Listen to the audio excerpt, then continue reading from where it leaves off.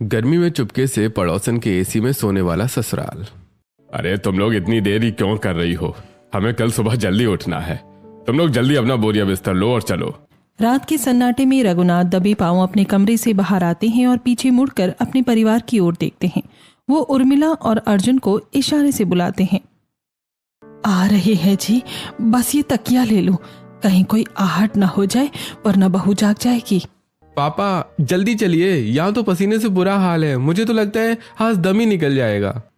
उर्मिला और अर्जुन जल्दी से अपना तकिया और चादर लेते हैं और अपनी चप्पलें हाथों में लेकर चुपके से घर के दरवाजे की तरफ बढ़ते हैं। रघुनाथ को लग रहा था कि उन्हें कोई देख नहीं रहा है, लेकिन उनकी बहू रूही अपने रूम की खिड़की से सब कुछ देख रही थी। अपने ससुराल वालों की ये हरकत रूही को बहुत अजीब लगती है। ये लोग इतनी रात को बोरिया बिस्तर लेकर पड़ोसी के घर में क्यों जा रहे हैं? माँ ये एसी क्यों नहीं चल रही है? और चलाओ दिन भर एसी। हो गया नहीं एसी खराब? अब कल मैं मिस्त्री को बुलाता हूँ। अर्जुन एक बड़े से कमरे में अपने माँ, पिताजी और बहन के साथ एसी की हवा में सो रहा था, लेकिन अचानक एसी खराब हो जाता है। अगले दिन मिस्त्री एसी चेक करने के लिए आता है। आपका एसी का मोटर जल गया है, इसे ठीक करवाने के लिए 20,000 रुपए लगेंगे। हे भगवान, इस एसी को भी अभी ही खराब होना था। 2 दिन में अर्जुन की शादी है, हम लोग अभी एसी ठीक नहीं करवा सकते। उर्मिला एसी ठीक नहीं करवाती है और उसके परिवार को बिना एसी के ही रहना पड़ता है। 2 दिन बाद अर्जुन की शादी रूही से हो जाती है और वो रूही को लेकर घर आ जाता है। बहू तू कलश गिराकर गृह प्रवेश कर, आज हमारे घर की लक्ष्मी आई है। रूही कलश गिराकर घर के अंदर प्रवेश करती है। रस्में पूरी होते होते रात हो गई थी, तो उर्मिला रूही से कहती है, बहू तू थक गई होगी, जाकर आराम कर ले। अर्जुन जा बहू को अपने कमरे में ले जा। रूही अर्जुन के साथ कमरे में चली जाती है। कमरे में बहुत ज्यादा गर्मी थी। उनके कमरे में सिर्फ एक पंखा था जो खटर खटर करके चल रहा था। क्या बात है जी, हमारे घर में कोई कूलर नहीं है क्या? बड़ी गर्मी लग रही है यहाँ।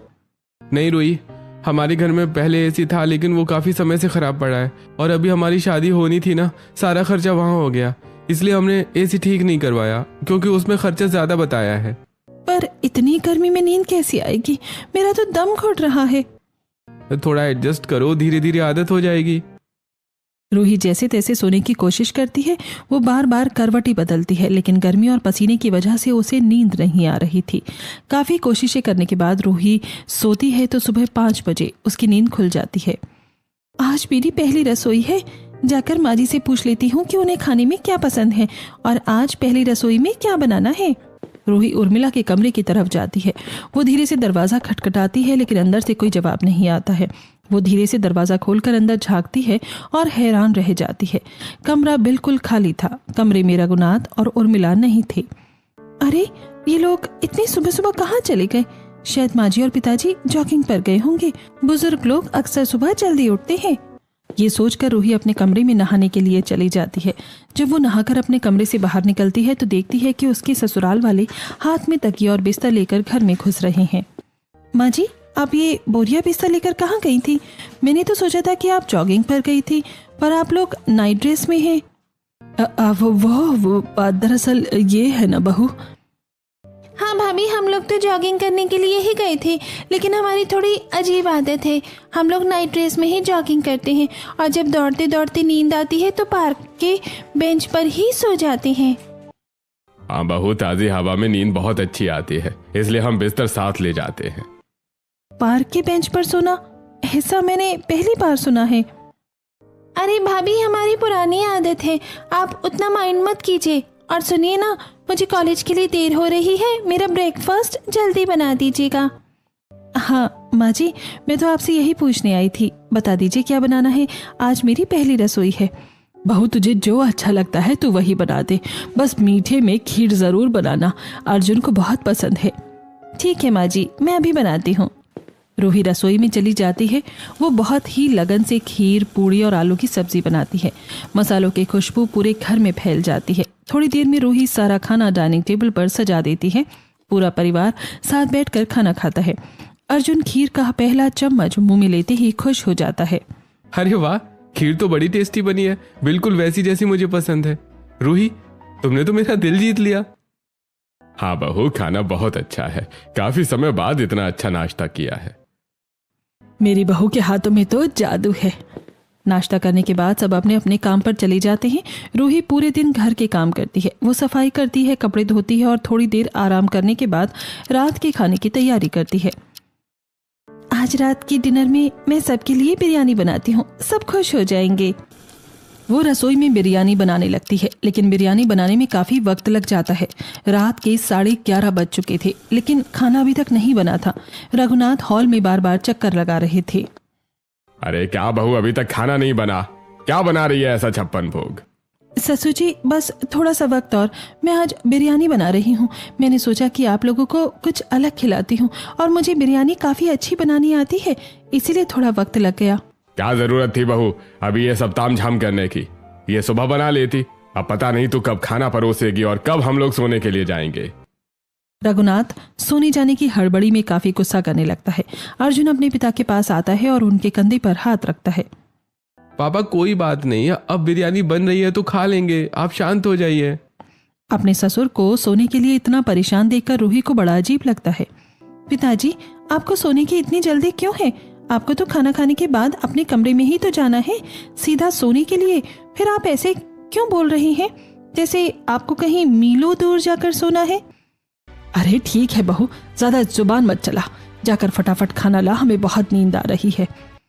रूही चुपचाप रसोई में जाती है और खाना लगाती है। सब जल्दी जल्दी खाना खाते हैं। खाना खाने के तुरंत बाद अर्जुन और रूही अपने कमरे में चले जाते हैं। रूही काफी थक गई थी तो उसे नींद आ जाती है। वहीं उर्मिला, रघुनाथ और तारा अपने घर से निकलकर गली में आ जाते हैं और बातें करने लगते हैं। आज किसके घर चले? हमें कोई खुला दरवाजा ढूंढना होगा, क्योंकि हम किसी ऐसे घर में नहीं जा सकते जिसका दरवाजा अंदर से बंद हो। पापा चलो ना, हम लता आंटी के घर चलते हैं। उन्हें तो भूलने की बीमारी है, पक्का वो आज भी घर का दरवाजा खुला छोड़कर ही सो गई होंगी। उनके हॉल में एसी बहुत अच्छा चलता है। अरे हाँ, ये सही रहेगा। लता अक्सर कुंडी लगाना भूल जाती है। तीनों चुपके से लता के घर पहुंचते हैं। तारा धीरे से दरवाजे को धक्का देती है और दरवाजा खुल जाता है। तारा के चेहरे पर एक शातिर मुस्कान आ जाती है। देखा, मैंने कहा था ना कि ये लोग पक्का दरवाजा खोलकर सो रहे होंगे। इन्हें भूलने की जो आदत है वही हमारे काम आ गई। वो तीनों घर के अंदर जाते हैं। तारा धीरे से दरवाजा सटा देती है। वो हॉल में जाते हैं जहां ठंडी ठंडी एसी की हवा चल रही है। उर्मिला और उसके परिवार वाले वहीं कालीन पर अपना बिस्तर बिछा लेते हैं और सुकून से लेट जाते हैं। माँ, एसी की हवा में कितनी अच्छी नींद आती है। इतना कहकर तारा सो जाती है। करीब 2 घंटे बाद लता की नींद खुलती है। उसे प्यास लगी और वो बाथरूम जाने के लिए उठती है। अंधेरे में उसे फर्श पर सोए हुए लोग दिखाई नहीं देते। वो गलती से रघुनाथ के हाथ पर पैर रख देती है। रघुनाथ के मुंह से आवाज निकलने ही वाली थी कि तारा फुर्ती से अपना हाथ उनके मुंह पर रख देती है। पापा चुप रहिए, वरना पकड़े जाएंगे। लता नींद में बड़बड़ाते हुए बाथरूम चली जाती है। उसके जाते ही रघुनाथ कहने लगता है, अरे मर गए रे, अरे बड़ी जोरों की लग गई, अरे हड्डी टूट गई मेरी हाथ की। अरे इस औरत को भी अभी प्यास लगनी थी। पिताजी आप ऐसा करो, बीच में सो जाओ, मैं साइड में सो जाती हूँ ताकि दोबारा कोई ऊपर न चढ़ जाए। वो अपनी जगह बदलते हैं और फिर सो जाते हैं। सुबह के करीब 4:30 बज रहे थे। उर्मिला की नींद खुलती है।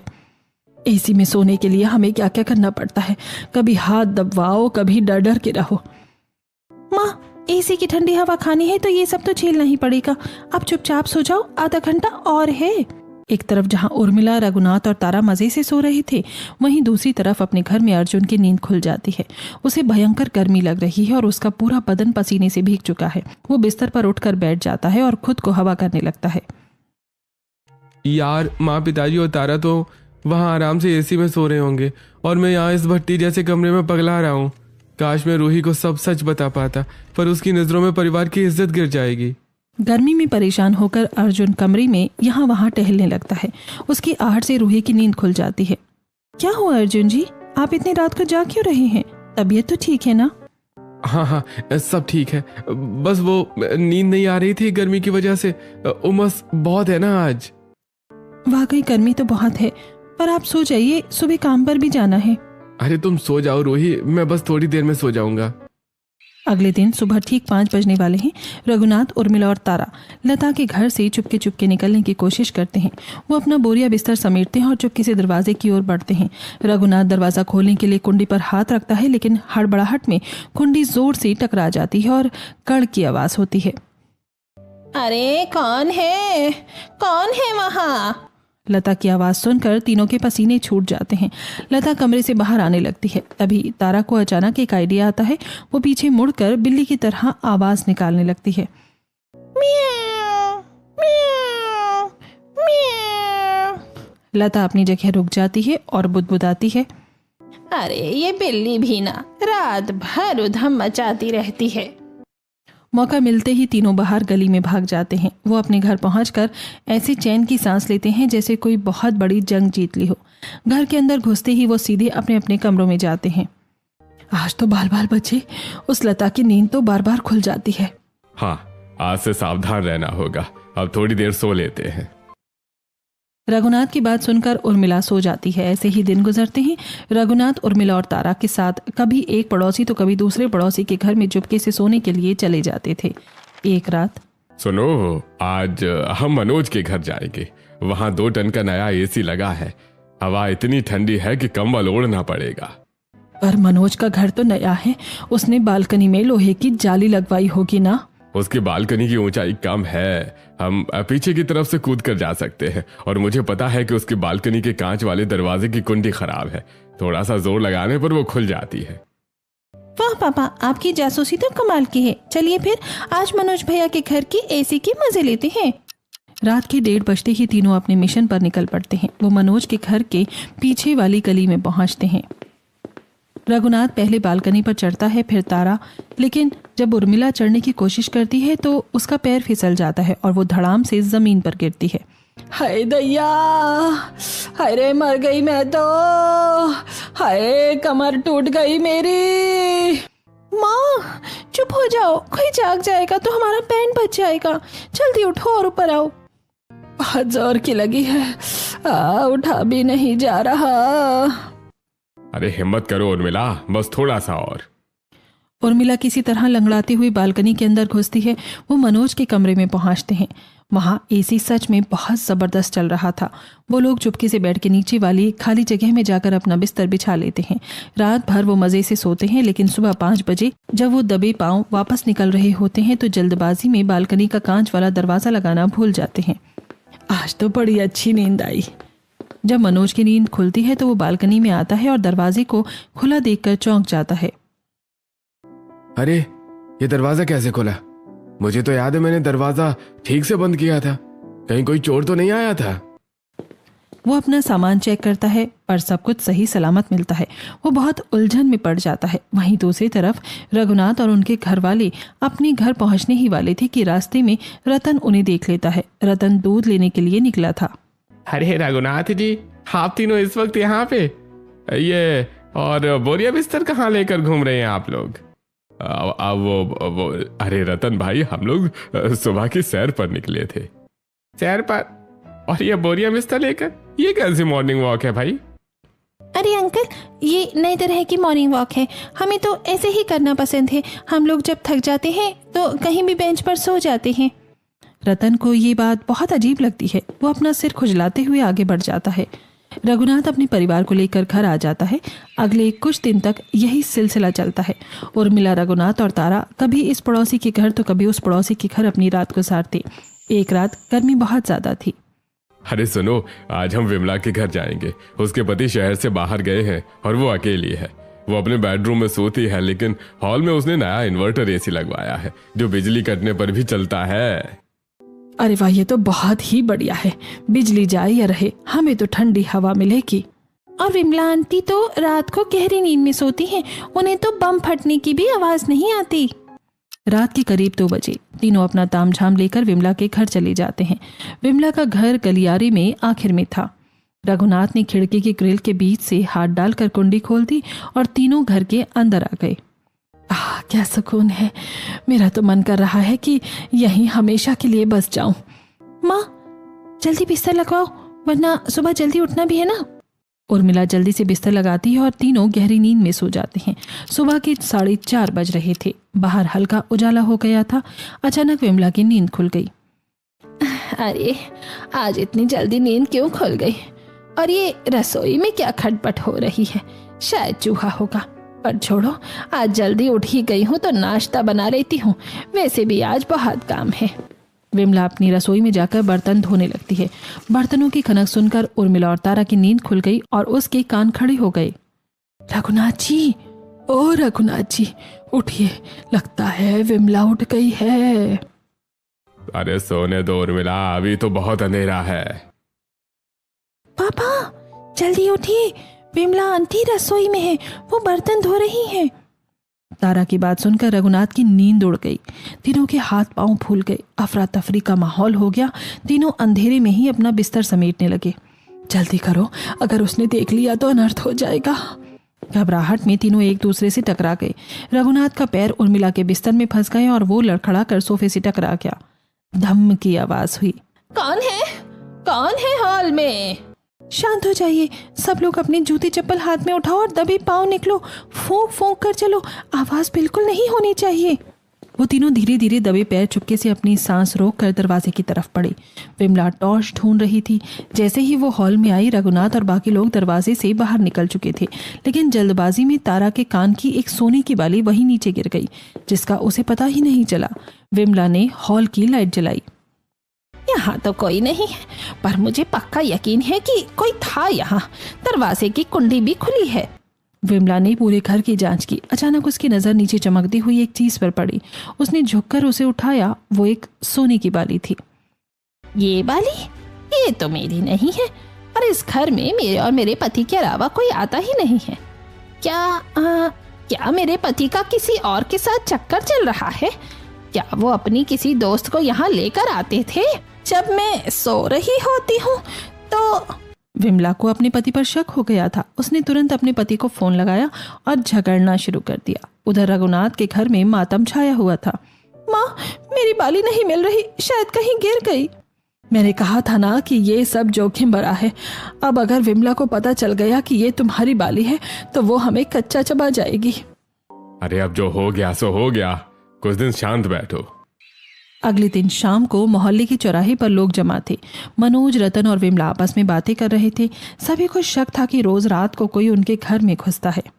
भाइयों, मुझे लगता है कि मेरे घर में कोई रोज रात को आता है। सुबह दरवाजा खुला मिलता है और सोफे की कुशन हटी हुई होती है। हाँ मनोज, तुम सही कह रहे हो। मेरे घर में भी कोई आया था। मुझे तो एक बाली भी मिली है। मैंने पूछताछ किया तो मुझे पता चला कि ऐसी बाली उर्मिला की बेटी तारा पहनती है। सच कहूं तो मुझे रघुनाथ और उसके घर वालों पर पूरा शक है। मैंने कई बार उन्हें आधी रात को बोरिया बिस्तर लेकर गलियों में घूमते देखा है। क्या? बोरिया बिस्तर लेकर? सभी बात कर रहे थे। तभी वहां से गुजरते हुए कावेरी उनकी बातें सुनकर कहती है, मैं जानती हूँ सच क्या है। मैं अपने पति के साथ परसों रात ऑफिस से लौट रही थी तो हमने खुद अपनी आंखों से देखा था कि रघुनाथ जी और उर्मिला जी अपनी बेटी के साथ पड़ोसी के घर की खिड़की से कूद रहे थे। मुझे लगता है वो एसी में सोने के लिए जाते हैं, क्योंकि किसी की कोई चीज चोरी नहीं हुई है। अरे कोई एसी की हवा खाने के लिए इतना नीचे कैसे गिर सकता है? हमें पुलिस में शिकायत करनी होगी। हम ऐसा नहीं कर सकते, हमारे पास कोई ठोस सबूत नहीं है। अरे कल से हम सब अपने दरवाजे और खिड़कियां डबल लॉक करके सोएंगे, फिर देखते हैं ये लोग कहाँ जाते हैं। उस रात जब उर्मिला और रघुनाथ बाहर निकली तो उन्हें हर घर का दरवाजा मजबूती से बंद मिला। वो हैरान रह गए। ये क्या, आज तो लता का दरवाजा भी बंद है, मनोज की खिड़की पर भी ताला लगा है। अब हम कहाँ जाएंगे? लगता है सबको पता चल गया है। आज हमें घर की गर्मी में ही तड़पना पड़ेगा। उस रात पूरा परिवार सो नहीं पाया। अगले दिन तारा ने एक नया मास्टर प्लान बनाया। माँ, पिताजी, मेरे पास एक जबरदस्त आइडिया है। अब हम सीधे अंदर नहीं घुसेंगे। हम में से एक सदस्य शाम को ही किसी बहाने पड़ोसी के घर जाएगा और चुपके से स्टोर रूम या अलमारी के पीछे छिप जाएगा। रात को जब वो सब सो जाएंगे तो वो अंदर से हमारे लिए दरवाजा खोल देगा। वाह बेटी, तू तो बहुत तेज निकली। ये प्लान पक्का काम करेगा। अगले दिन शाम को उर्मिला और रूही बाजार गई थी। वहां औरतों ने उर्मिला को देखकर कानाफूसी शुरू कर दी। उनकी बातें रूही के कान में भी जा रही थी। देखो, ये वही है ना जो रोज रात दूसरों के घर में घुसती है। बेचारी बहू, पता नहीं क्या सोचकर इसके माँ बाप ने इसकी शादी इतने अजीब घर में की है। माँ जी, ये लोग क्या बातें कर रही हैं? ये लोग आपकी तरफ इशारा करके हंस क्यों रहे हैं? क्या आप मुझसे कुछ छुपा रही हैं? अरे कुछ नहीं बहू, ये लोग पागल हैं। तू सब्जी पर ध्यान दे, फालतू बातों पर नहीं। कुछ तो गड़बड़ है, मैं पता लगा कर रहूंगी। कभी माँ पिताजी तो कभी तारा अचानक आधी रात को गायब कहाँ हो जाते हैं। आज रात तो मैं ये बात पता लगा ही लूंगी। रूही का शक अब यकीन में बदलने लगा था। रूही उर्मिला बाजार से घर जाते हैं। रूही रात में जल्दी खाना बना देती है, फिर उर्मिला के पास जाती है। माँ जी, आज मैंने खाना जल्दी बना दिया है, चलिए सब खा लेते हैं। ठीक है बहू। और तारा, तू जरा विमला के घर जाकर ये आम दे आ। जी माँ, मैं अभी जाती हूँ। तारा विमला के घर जाती है। विमला रसोई में काम कर रही थी। विमला आंटी, मैंने आपके लिए हमारे गांव के ताजे आम भेजे हैं। अरे वाह, ये तो बहुत अच्छे हैं। रुको, मैं तुम्हारे लिए आम की मीठी चटनी लेकर आती हूँ। मैंने आज ही बनाई है। जैसे ही विमला रसोई में जाती है, तारा मौका पाकर खुद को सोफे के पीछे वाले बड़े पर्दे के पीछे छिपा लेती है। विमला बाहर आती है तो उसे तारा वहां कहीं दिखाई नहीं देती। अरे ये लड़की कहाँ गई? शायद जल्दी में थी, चली गई होगी। रात के 1 बजे उर्मिला, रघुनाथ और अर्जुन दबे पैर अपने घर से निकल रहे थे। अरे तुम लोग इतनी देरी क्यों कर रही हो? हमें कल सुबह जल्दी उठना है। तुम लोग जल्दी अपना बोरिया बिस्तर लो और चलो। आ रहे हैं जी, बस ये तकिया ले लूं, कहीं कोई आहट ना हो जाए वरना बहू जाग जाएगी। रघुनाथ की बात मानकर उर्मिला और अर्जुन दोनों जल्दी जल्दी रघुनाथ के पीछे जाते हैं। तीनों बिना आवाज किए घर से निकल जाते हैं और पड़ोसन विमला के घर की तरफ जाते हैं। रूही खिड़की से ये सब देख रही थी। ये लोग इतनी रात को बोरिया बिस्तर लेकर पड़ोसी के घर में क्यों जा रहे हैं? विमला के घर में तारा पहले से ही मौजूद थी। वो धीरे से विमला के घर का दरवाजा खोलती है और सभी उसके पीछे चुपके से विमला के एसी वाले कमरे में चले जाते हैं। वहीं अपने ससुराल वालों की ये हरकत देखकर रूही के होश उड़ गए थे। इन लोगों के होश तो मैं सुबह ठिकाने पर लगाऊंगी। उसे पूरी रात नींद नहीं आती और वो हॉल के सोफे में बैठकर सुबह अपने ससुराल वालों के घर के अंदर आने का इंतजार करती है। सुबह जब उसके ससुराल वाले घर आते हैं तब तो ये है आप लोगों की असलियत, रात के अंधेरे में पड़ोसियों के घर में घुसना। नहीं बहू, वो बात दरअसल ऐसी है कि हमें गर्मी में नींद नहीं आती है और उनके यहाँ एसी चल रहा होता है। क्या सिर्फ एसी की हवा खाने के लिए आप लोग अपनी इज्जत दांव पर लगा रहे हैं? अगर कल को पुलिस आपको पकड़ लेती तो क्या होगा? पूरे मोहल्ले में हमारा सिर झुक जाएगा। बहू, हमें हाई ब्लड प्रेशर है, गर्मी में हमारी तबीयत बिगड़ जाती है। अर्जुन भी इसीलिए साथ जाता है ताकि हमें कुछ हो न जाए। अर्जुन जी, आप तो पढ़े लिखे हैं, आप इन्हें समझाने की बजाय इनका साथ दे रहे हैं। रूही, तुम ओवर रिएक्ट कर रही हो। मेरे माता पिता की सेहत से बढ़कर कुछ नहीं है। अगर वो 2 घंटे शांति से सो लेते हैं तो इसमें क्या बुराई है? बुराई ये है कि ये गैर कानूनी है। आज से मैं इस घर में खाना नहीं बनाऊंगी जब तक आप लोग ये सब बंद नहीं करते। भाभी, आप बेकार में सीन क्रिएट कर रही हैं। अगर आपको खाना नहीं बनाना तो मत बनाइए, हम बाहर से ऑर्डर कर लेंगे। अर्जुन ऑनलाइन खाना ऑर्डर करता है और सभी खाना खा लेते हैं। सुबह के झगड़े की वजह से घर का माहौल थोड़ा खराब हो गया था, इसीलिए तारा, भाभी आप गुस्सा छोड़िए, चलिए हम मॉल चलते हैं, थोड़ा आपका मूड ठीक हो जाएगा। रूही तारा के साथ शॉपिंग मॉल आ जाती है, लेकिन काफी देर से रूही और तारा मॉल में भटक रही थी, जिससे परेशान होकर रूही, तारा तुम कोई कपड़े देख क्यों नहीं रही हो? हम यहाँ आधा घंटा सिर्फ टहल ही रहे हैं। भाभी, मुझे कुछ लेना ही नहीं था, मुझे घर पर बहुत गर्मी लग रही थी, इसलिए मैंने सोचा मॉल के एसी में थोड़ी देर बैठ लेते हैं। तुम लोग सच में पागल हो चुके हो। अब मैं समझी कि मोहल्ले वाले क्यों हंस रहे थे। रूही को अपने ससुराल वालों की गर्मी में चुपके से पड़ोसन के एसी में सोने की आदत बड़ी अजीब लगती है। रूही और तारा घर आते हैं। माँ जी, अगर आप लोग नहीं सुधरे तो मैं अपने मायके चली जाऊंगी। तुझे जाना है तो जा, हमें अपनी नींद प्यारी है।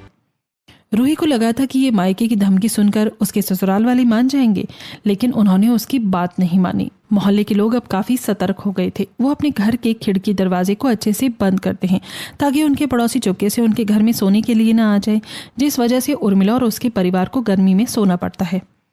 बहू, अब तो तेरे कलेजे को ठंडक मिल गई होगी। अब हमें भी सड़ी गर्मी में सोना पड़ रहा है। उर्मिला की बात सुनकर रूही को बहुत बुरा लगता है, लेकिन वो कुछ कहती नहीं है। ऐसे ही दिन गुजरते हैं।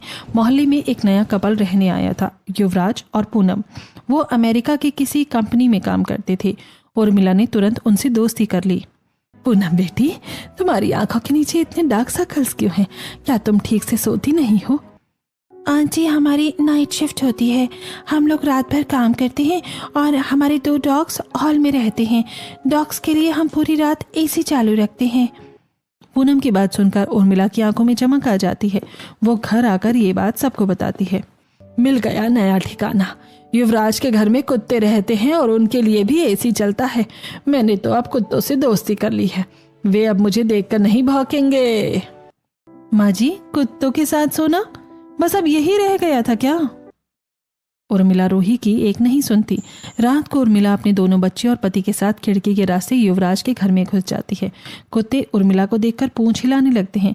वो लोग कुत्तों के पास ही बिस्तर लगाकर सो जाते हैं और सुबह होते ही युवराज और पूनम के कमरे से निकलने से पहले उनके घर से बाहर आ जाते हैं। घर आकर, हमारे नए पड़ोसी के घर के एसी में तो बड़ी अच्छी नींद आती है। माँ, पापा, हम लोग अब उनके घर में ही सोएंगे। बिल्कुल सही कह रही है तारा। अब रघुनाथ अपने परिवार के साथ हर दिन युवराज और पूनम के घर में चुपके से जाकर सोने लगे थे। ऐसे ही दिन गुजरते हैं। एक दिन जब रघुनाथ, उर्मिला और उसके दोनों बच्चे कुत्तों के साथ सो रहे थे, तब अचानक एक कुत्ता उर्मिला का चेहरा चाटने लगा। अरे हट यहाँ से, सोने दे मुझे। तभी गलती से कुत्ते ने उर्मिला के हाथ पर काट लिया। उर्मिला चिल्लाने ही वाली थी कि रघुनाथ ने उसका मुंह बंद कर दिया। चुप, वरना वो लोग बाहर आ जाएंगे। पापा, कुत्ते ने मम्मी को काट लिया है, अब क्या करें? अरे कोई बात नहीं, पालतू कुत्ता है, इंजेक्शन लगे होंगे, अब यहीं लेटे रहो। वो लोग दर्द बर्दाश्त करके वहीं लेटे रहे। युवराज और पूनम अपने कमरे में बैठे लैपटॉप पर काम कर रहे थे। तभी युवराज की फोन पर मोशन डिटेक्शन का अलर्ट आया। उसने जैसे ही कैमरा फीड खोला, उसके होश उड़ गए। पूनम देखो, ये हमारे पड़ोसी उर्मिला जी है ना, ये अपने परिवार के साथ हमारे घर में हमारे डॉग्स के साथ क्यों सो रहे हैं? पड़ोसियों को अपने घर में सोता देखकर पूनम को गुस्सा आता है। वो अपने कमरे से बाहर निकलती है और हॉल की सारी लाइटें जला देती है। अचानक लाइट जल जाने से रघुनाथ और उसके परिवार की नींद खुल जाती है। ये सब क्या है? आप लोग हमारे घर में चोरों की तरह क्यों घुसे हैं? और आप लोग हमारे घर में क्यों सो रहे हैं? मुझे अपनी आंखों पर यकीन नहीं हो रहा है। आप लोगों को शर्म नहीं आती इस तरह दूसरों के घर में घुसपैठ करते हुए? अब बेटा, वो हमें माफ कर दो, हम चोर नहीं हैं। हमारे घर का एसी खराब हो गया है और घर में बहुत गर्मी लग रही थी और आपके यहाँ एसी चल रहा था, तो हम यहाँ एसी में सोने के लिए आ गए। एसी की हवा खाने के लिए कोई किसी के घर में घुस आता है क्या? क्या आपके घर में कोई संस्कार नहीं है? अर्जुन, तुम तो पढ़े लिखे लगते हो। तुम अपने माँ बाप को रोकने के बजाय उनके साथ यहाँ कुत्तों के बीच में सो रहे हो। अरे युवराज भाई, मेरी मम्मी पापा की तबीयत ठीक नहीं रहती गर्मी में, इसलिए हम बस थोड़ी देर के लिए आए थे। हमारा इरादा बुरा नहीं था। अरे इरादा जो भी हो, ये जुर्म है। मैं अभी पुलिस को फोन कर रहा हूँ। तुम जैसे लोगों को सबक मिलना ही चाहिए। युवराज ने जैसे ही फोन उठाया, उर्मिला और रघुनाथ उसके पैरों में गिर पड़े। उर्मिला फूट फूट कर रोने लगी। हमें माफ कर दीजिए, हमसे बहुत बड़ी गलती हो गई। युवराज के घर से चिल्लाने की आवाजें सुनकर रूही भी वहां आ जाती है। पूनम जी, प्लीज पुलिस को फोन मत कीजिए। मैं आपके आगे हाथ जोड़कर माफी मांगती हूँ। इनकी इस हरकत से मुझे जितनी शर्मिंदगी हो रही है मैं बता नहीं सकती। बस एक आखिरी मौका दे दीजिए। रूही, तुम्हारा चेहरा देखकर मैं नहीं छोड़ रही हूँ, वरना आज रात ये लोग जेल की सलाखों के पीछे होते। दोबारा कभी मेरे घर के आसपास भी मत दिखना। रघुनाथ और उर्मिला अपना बोरिया बिस्तर उठाकर सिर झुकाए युवराज के घर से बाहर निकल जाते हैं। मोहल्ले के कुछ और लोग भी जाग गए थे और अपनी बालकनी से ये सब तमाशा देख रहे थे। घर पहुंचने के बाद, अब तो खुश हैं आप लोग। पूरे मोहल्ले के सामने हमारी नाक कट गई है। पुलिस के पास जाना ही बाकी था ना, वो भी आज हो ही जाता। बहू, हमें माफ कर दो। हमें सच में अपनी गलती का एहसास हो गया है। आज जो जिल्लत हमने झेली है, उसके बाद अब हम कभी किसी के घर की तरफ आंख उठाकर भी नहीं देखेंगे। हाँ बहू, आज हमें समझ आया कि ठंडी हवा से ज्यादा कीमती इंसान की इज्जत होती है। हम अब कभी ऐसा नहीं करेंगे। उर्मिला और उसके परिवार ने चुपके से पड़ोसन के घर के एसी में सोने की आदत छोड़ दी थी। उर्मिला और रघुनाथ गर्मी में पसीने से तरबतर होकर रातें काटते। रूही उन्हें इस तरह गर्मी में बेहाल देखकर परेशान हो जाती है। एक दिन, माँ जी, पिताजी सुनिए, मेरी शादी में मेरे मायके वालों ने मुझे कुछ पैसे दिए थे जो मैंने अपनी बचत के तौर पर रखे थे। हम उन पैसों से एक नया एसी खरीदेंगे। मैं डाउन पेमेंट कर दूंगी और बाकी की रकम हम ईएमआई पर चुका देंगे। कम से कम आप लोग चैन की नींद तो सो पाएंगे। ये सुनते ही उर्मिला और तारा की आंखों में चमक आ गई।